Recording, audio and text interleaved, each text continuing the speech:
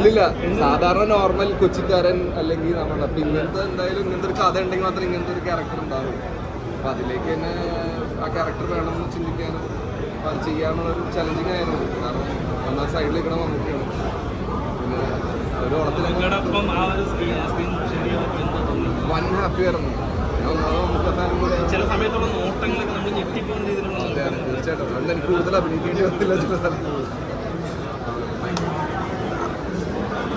നമുക്ക് ചീത്തപ്പോളെയല്ല വിളിച്ചേക്കണത്, ഇവിടെ സീനാണ്.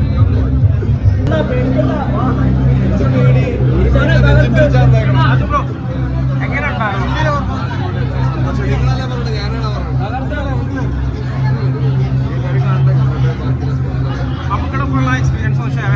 എക്സ്പീരിയൻസ് ഒരിക്കലും അത് ഷെയർ ചെയ്യാൻ പറ്റാത്ത കണ്ടില്ലേ കാട് എന്താ പറയാ വൻ പൊളിയായിട്ട് പൊളിയല്ലേ. നമുക്ക് ചീത്തപ്പൊളിയല്ല വിളിച്ചേക്കണത്, ഇവിടെ സീനാണ്. ഞാൻ പറഞ്ഞോട്ടെ നല്ല അടിപൊളി. ഇതൊന്ന് ഷെയർ ചെയ്യാൻ പറ്റുമോ? മമ്മൂക്കയുടെ ഒപ്പം അഭിനയിച്ചുള്ള ഇതൊന്ന് ഷെയർ ചെയ്യാൻ പറ്റും? നല്ല എക്സ്പീരിയൻസ് ആണ്. പുള്ളിയുടെ ഒരു അടിപൊളി പെർഫോമൻസ് ആണ്. ഫാനാണ്. മലയാളത്തിൽ ഇങ്ങനെ ഒരു പടം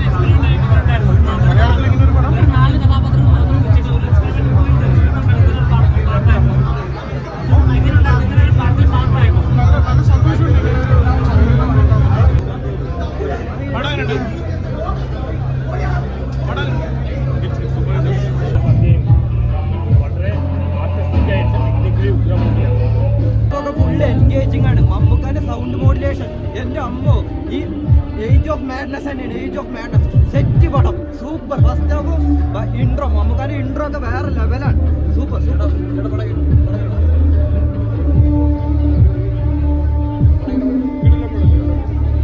എങ്ങനെയുണ്ടായിരുന്നു മമ്മൂക്ക എന്നൊരു നടനെ ആ മൊമെന്റ് കാണുമ്പോൾ ഫീലുണ്ട്? വളരെ സന്തോഷം.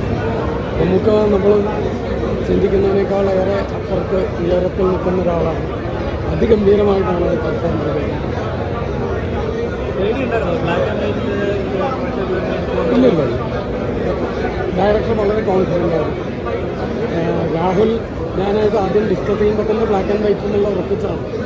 പക്ഷേ നിങ്ങൾ കണ്ടിരുന്നെങ്കിൽ നിങ്ങൾക്കറിയാം അത് ബ്ലാക്ക് ആൻഡ് വൈറ്റ് ആണെന്ന് നിങ്ങൾക്ക് തോന്നുന്നില്ല. വളരെ വളരെ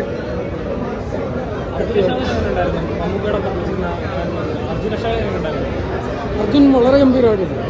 അർജുനും സിദ്ധാർത്ഥും കോമ്പറ്റ് ചെയ്തുകൊണ്ട് ആണില്ല ചെയ്തത്. ആരാണ് മികച്ച് നിൽക്കുന്നതെന്ന് പറയാൻ.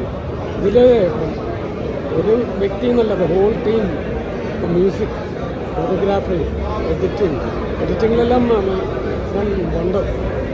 ഗംഭീര സിനിമ. തീർച്ചയായും